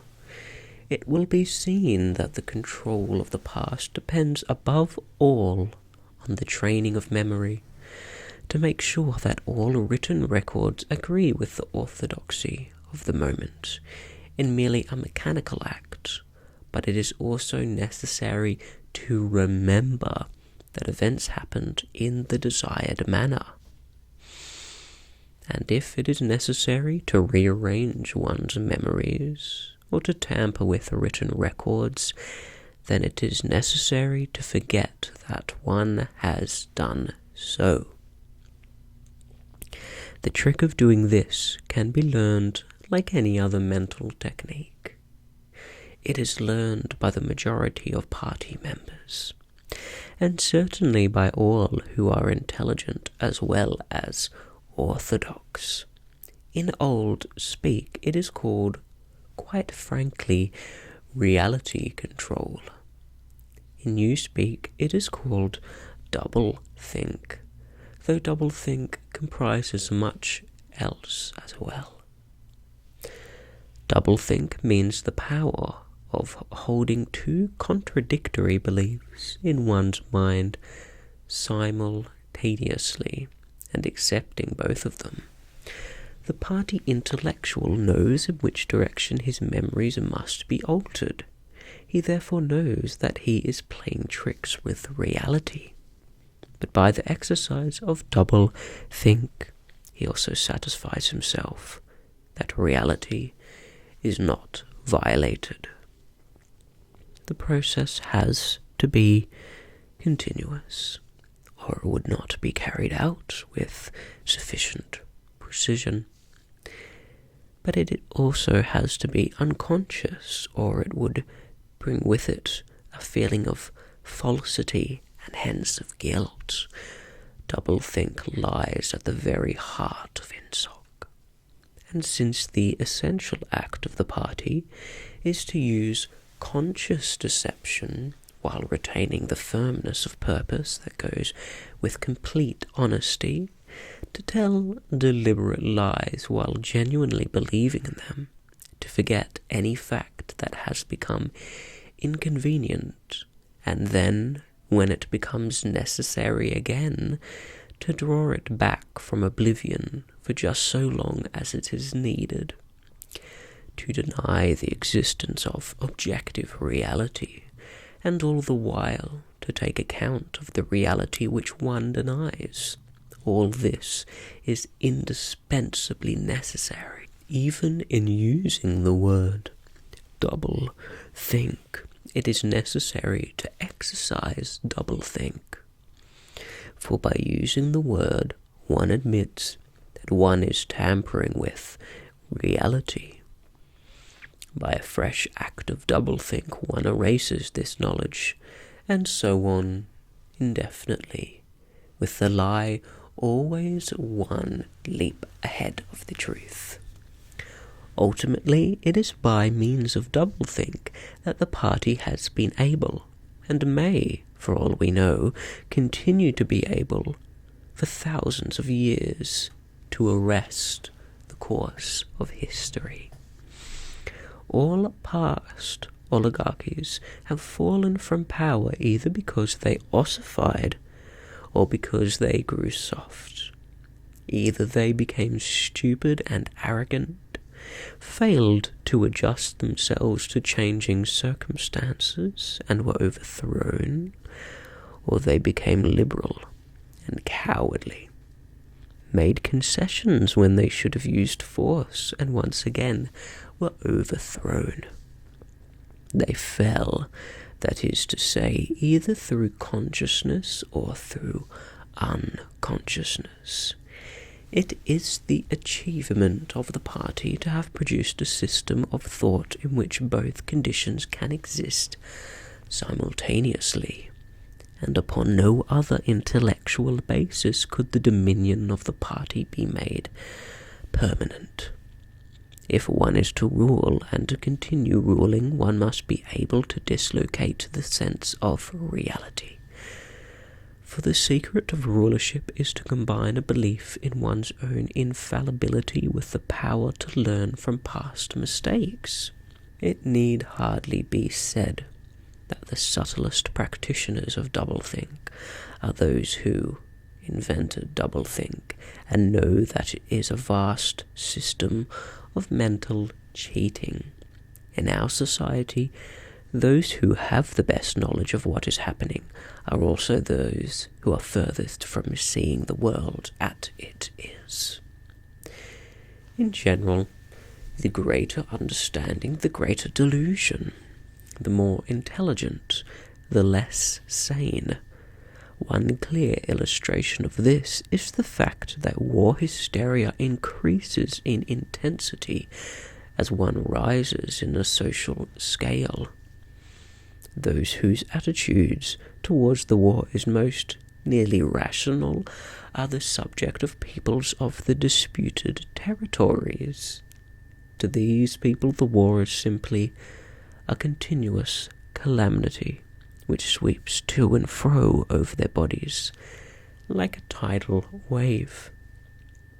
Which side is winning is a matter of complete indifference to them. They are aware that a change of overlordship means simply that they will be doing the same work as before for new masters who treat them in the same manner as the old ones. The slightly more favoured workers, whom we call the proles, are only intermittently conscious of the war. When it is necessary, they can be prodded into frenzies of fear and hatred, but when left to themselves, they are capable of forgetting for long periods that war is happening. It is in the ranks of the party, and above all the inner party, that the true war enthusiasm is found. World conquest is believed in most firmly by those who know it to be impossible. This peculiar linking together of opposites, knowledge with ignorance, cynicism with fanaticism, is one of the chief distinguishing marks of oceanic society. The official ideology abounds with contradictions even when there is no practical reason for them. Thus, the party rejects and vilifies every principle for which the socialist movement originally stood. And it chooses to do this in the name of socialism. It preaches a contempt for the working class unexampled for centuries past, and addresses its members in a uniform which was at one time peculiar to manual workers, and was adopted for that reason. It systematically undermines the solidarity of the family, and it calls its leader by a name which is a direct appeal to the sentiment of family loyalty. Even the names of the four ministries by which we are governed exhibit a sort of impudence in their deliberate reversal of the facts. The Ministry of Peace concerns itself with war, the Ministry of Truth with lies, the Ministry of Love with torture, and the Ministry of Plenty with starvation. These contradictions are not accidental, nor do they result from ordinary hypocrisy. They are deliberate exercises in double-think, for it is only by reconciling contradictions that power can be retained indefinitely. In no other way could the ancient cycle be broken. If human equality is to be forever averted, if the high, as we have called them, are to keep their places permanently, then the prevailing mental condition must be controlled insanity. But there is one question which until this moment we have almost ignored. It is, why should human equality be averted? Supposing that the mechanics of the process have been rightly described, what is the motive for this huge, accurately planned effort to freeze history at a particular moment in time? Here we reach the central secret. As we have seen, the mystique of the party, and above all the inner party, depends upon doublethink. But deeper than this lies the original motive, the never-questioned instinct that first led to the seizure of power, and brought doublethink, the thought police, continuous warfare, and all the other necessary paraphernalia into existence afterwards. this motive really consists. Winston became aware of silence, as one becomes aware of a new sound. It seemed to him that Julia had been very still for some time past. She was lying on her side, naked from the waist upwards, with her cheek pillowed on her hand, and one dark lock tumbling across her eyes. Her breast rose and fell regularly. Julia. No answer. Julia, are you awake? No answer. She was asleep. He shut the book, put it carefully on the floor, lay down and pulled the coverlet over both of them. He had still, he reflected, not learned the ultimate secret. He understood how. He did not understand why. Chapter 1, like Chapter 2, had not actually told him anything that he did not know. It had merely systematized the knowledge that he had possessed already. But after reading it, he knew better than before that he was not mad. Being in a minority, even a minority of one, did not make you mad. There was truth, and there was untruth. And if you clung to the truth, even against the whole world, you were not mad. A yellow beam from the sinking sun slanted in through the window and fell across the pillow. He shut his eyes. The sun on his face and the girl's smooth body touching his own gave him a strong, sleepy and confident feeling. He was safe. Everything was all right. He fell asleep, murmuring, "Sanity is not statistical," with the feeling that this remark contained in it a profound wisdom.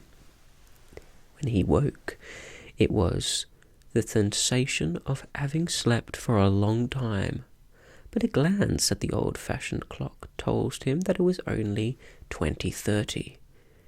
He lay dozing off for a while. Then the usual deep-lunged singing struck up from the yard below. It was only an hopeless fancy, it passed like purple dye. But lookin' worden the dreams they stirred, they haven't stolen my heart away. The drivelling song seemed to have kept its popularity. You still heard it all over the place. It had outlived the hate song.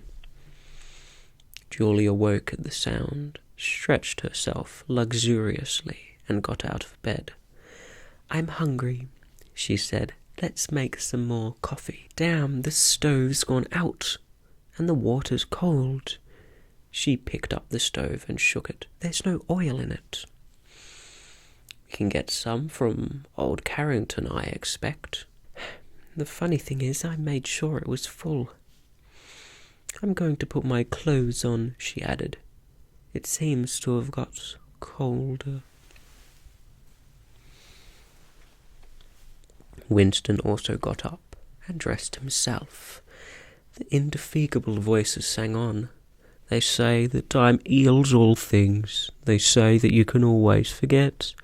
But the smiles and the tears across the years, they twist my heartstrings yet." As he fastened the belt of his overalls, he strolled across to the window. The sun must have gone down behind the houses. It was not shining into the yard any longer. The stones were wet, as though they had just been washed, and he had the feeling that the sky had been washed too. So fresh and pale was the blue between the chimney pots. Tirelessly, the woman marched to and fro, corking and uncorking herself, singing and falling silent, and pegging out more diapers, and more, and yet more. You wondered whether she took in washing for a living, or was merely the slave of 20 or 30 grandchildren. Julia had come across to his side. Together they gazed down with a sort of fascination at the sturdy figure below. As she looked at the woman in her characteristic attitude, her thick arms reaching up for the line, her powerful mare-like buttocks protruded, it struck him for the first time that she was beautiful. It had never occurred to him that the body of a woman of 50, blown up to monstrous dimensions by childbearing, then hardened or roughened by work, till it was coarse in the grain like an overripe turnip, could be beautiful. But it was so, and after all, he thought, why not? The solid, contourless body like a block of granite, and the rasping red skin bore the same relation to the body of a girl as the rose-hip to the rose. Why should the fruit be held inferior to the flower? "She's beautiful," he murmured. "She's a meter across the hips easily," said Julia. "That is her style of beauty," said Winston. He held Julia's supple waist easily encircled by his arm. From the hip to the knee her flank was against his. Out of their bodies no child would ever come. That was the one thing they could never do. Only by word of mouth, from mind to mind, could they pass on the secret. The woman down there had no mind. She had only strong arms, a warm heart, and a fertile belly. He wondered how many children she had given birth to. It might easily be 15. She had her momentary flowering, a year perhaps, of wild rose beauty, and then she had suddenly swollen like a fertilized fruit, and grown hard and red and coarse, and then her life had been laundering, scrubbing, darning, cooking, sweeping, polishing, mending, scrubbing, laundering, first for children, then for grandchildren, over 30 unbroken years. At the end of it, she was still singing. The mystical reverence that he felt for her was somehow mixed up with the aspect of the pale, cloudless sky stretched away behind the chimney pots into interminable distance.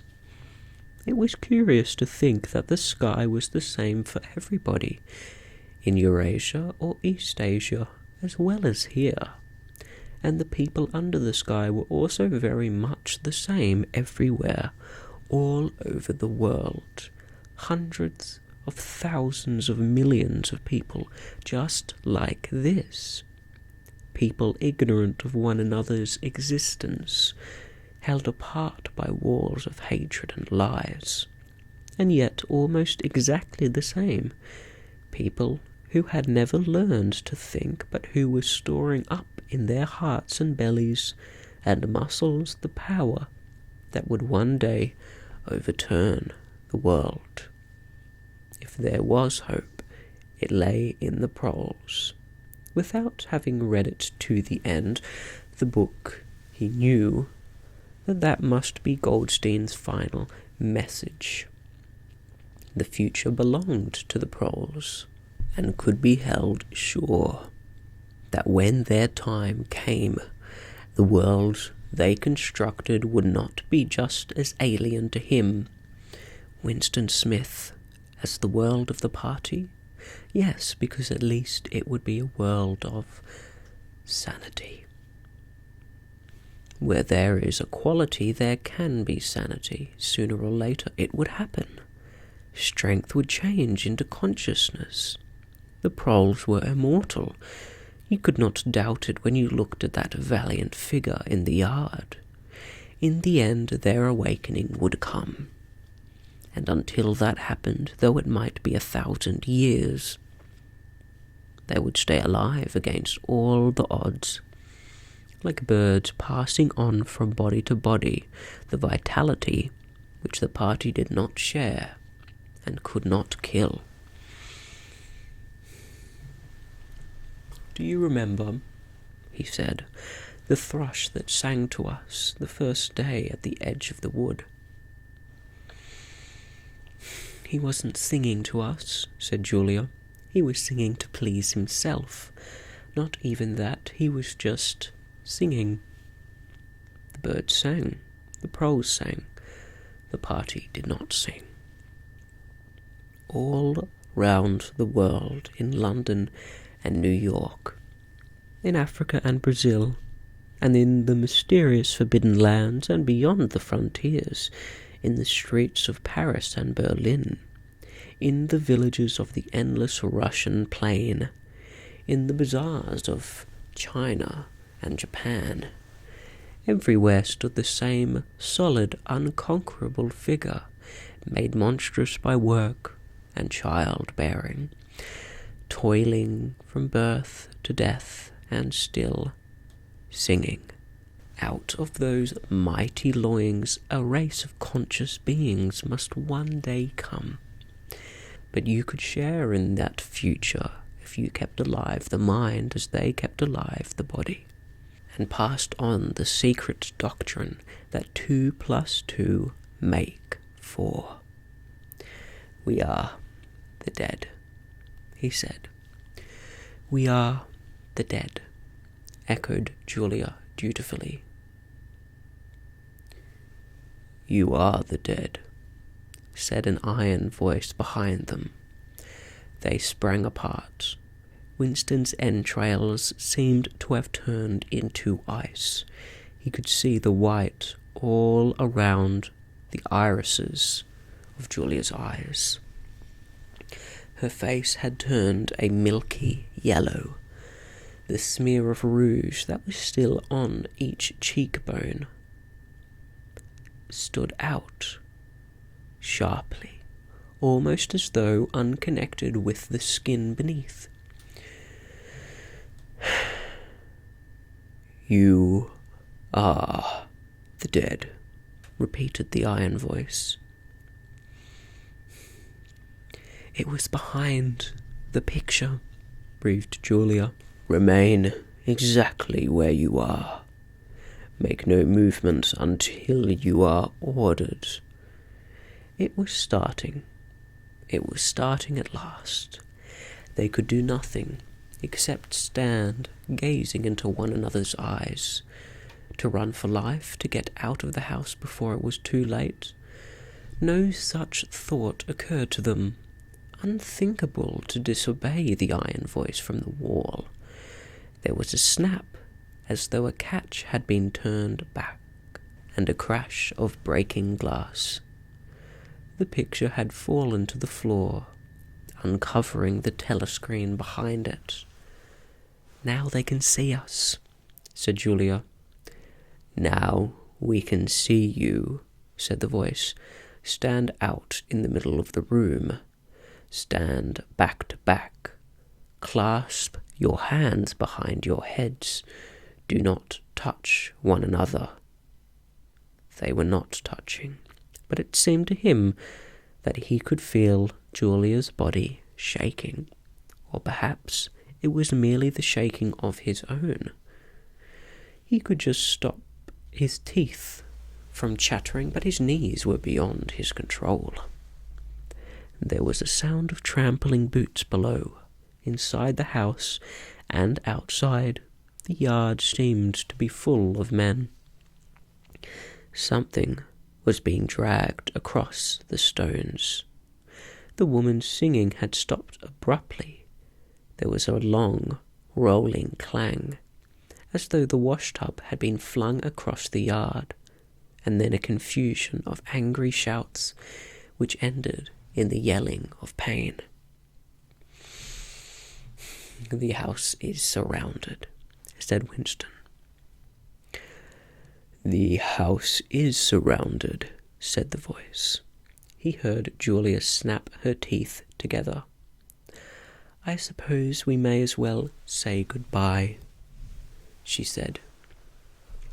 "You may as well say goodbye," said the voice, and then another, quite different voice, a thin, cultivated voice, which Winston had the impression of having heard before, struck in. "And by the way, while we are on the subject, here comes a candle to light you to bed. Here comes a chopper to chop off your head." Something crashed on the bed behind Winston's head.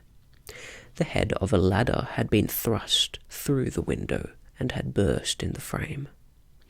Someone was climbing through the window. There was a stampede of boots up the stairs.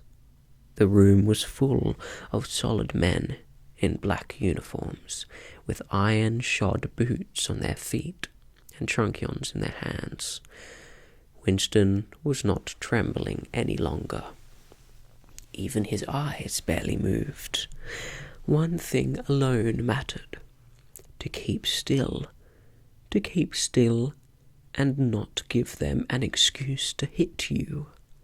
A man with a smooth, prize-fighter's jowl in which the mouth was only a slit paused opposite him, balancing his truncheon meditatively between thumb and forefinger. Winston met his eyes. The feeling of nakedness, with one's hand behind one's head, and one's face and body all exposed, was almost unbearable. The man protruded the tip of a white tongue, licked the place where his lips should have been, and then passed on. There was another crash. Someone had picked up the glass paperweight from the table and smashed it to pieces on the hearthstone. The fragment of coral, a tiny crinkle of pink-like sugar rosebud from a cake, rolled across the mat. How small, thought Winston, how small it always was. There was a gasp and a thump behind him, and he received a violent kick in the ankle which nearly flung him off his balance. One of the men had smashed his fist into Julia's solar plexus, doubling her up like a pocket ruler. She was thrashing about on the floor, fighting for breath. Winston dared not turn his head even by a millimetre, but sometimes her livid, gasping face came within the angle of his vision. Even in his terror, it was as though he could feel the pain in his own body, the deadly pain which nevertheless was less urgent than the struggle to get back her breath. He knew what it was like, the terrible, agonizing pain which was there all the while but could not be suffered yet, because before all else it was necessary to be able to breathe. Then two of the men hoisted her up by the knees and shoulders and carried her out of the room like a sack. Winston had a glimpse of her face upside down, yellow and contorted, with the eyes shut, and still with a smear of rouge on either cheek. And that was the last he saw of her. He stood dead still. No one had hit him yet.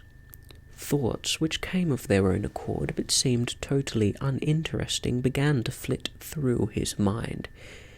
He wondered whether they had got Mr. Carrington. He wondered what they had done to the woman in the yard.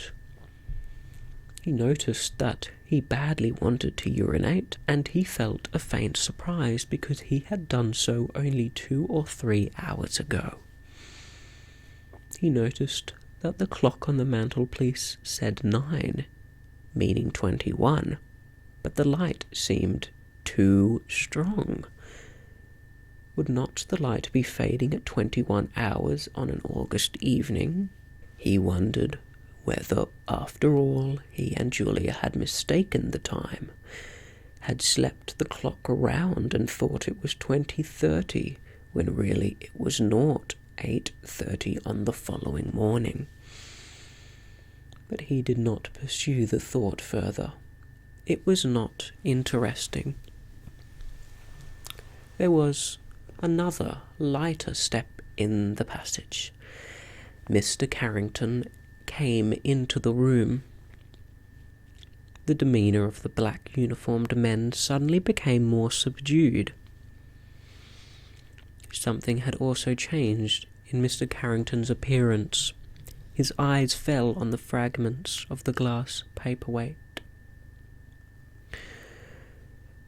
"Pick up those pieces," he said sharply.